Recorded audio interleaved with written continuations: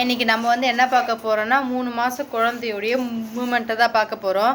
பாப்பா வந்து நம்ம இப்படி சிட்டிக்கு போட்டோம்னா பாப்பா வந்து இந்த சைடாக நம்ம சவுண்டு கேட்டு வந்து திரும்பணும். அப்படி மேக்ஸிமம் திரும்பலினா நீங்கள் என்ன பண்ணணும்னா உடனடியாக ஹாஸ்பிட்டலுக்கு போய்ட்டு போயிடுங்க. இப்போ வந்து நிறைய ட்ரீட்மெண்ட் வந்தாச்சு எல்லாத்துக்குமே. அதுக்கு முன்னாடி வந்து பாப்பாவுக்கு இது போல் சவுண்டு கேட்கலன்னா எந்த காது கேட்கலையோ அந்த காதுக்கு மட்டும் 9 லட்ச ரூபா வாங்கியிருந்தாங்க. ஆனால் இப்போ வந்து கவர்மெண்ட்டில் அது எல்லாமே ஃப்ரீயாகவே பண்ணித்தராங்க. அது போல் பசங்களுக்கு தனியாகவே ஸ்கூலும் ஸ்டார்ட் பண்ணியிருக்காங்க.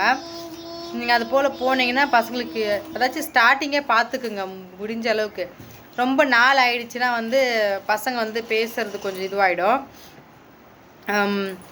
இப்போ நீங்கள் இந்த போல் ட்ரை பண்ணிங்கன்னா தான் குழந்தைங்க வந்து என்ன பண்ணணுன்னா ஒரு 4 வயசுலையாச்சும் கொஞ்சம் கிட்டத்தட்ட பேச்சாச்சும் கொஞ்சம் பேசும். நம்ம அந்த காதுக்கு இது பண்ணிவிட்டு காதுக்கு மிஷின் எல்லாம் கொடுப்பாங்க. அந்த கிட்டத்தட்ட வர பேச்சாச்சும் நம்ம பசங்க வந்து பேசுவாங்க. நீங்கள் வந்து தெய்வ குத்தம் ஏதாச்சும் சாமி வேண்டுதல் அப்படி இப்படின்னு எதனா நாள் கத்தினே போயிருந்தீங்கன்னா நம்ம குழந்தைக்கு தான் பிரச்சனை. அதனால் நீங்கள் முடிஞ்ச அளவுக்கு சீக்கிரமாக ஹாஸ்பிட்டலுக்கு கூட்டிட்டு போயிட்டு ட்ரீட்மெண்ட் பண்ண பாருங்கள்.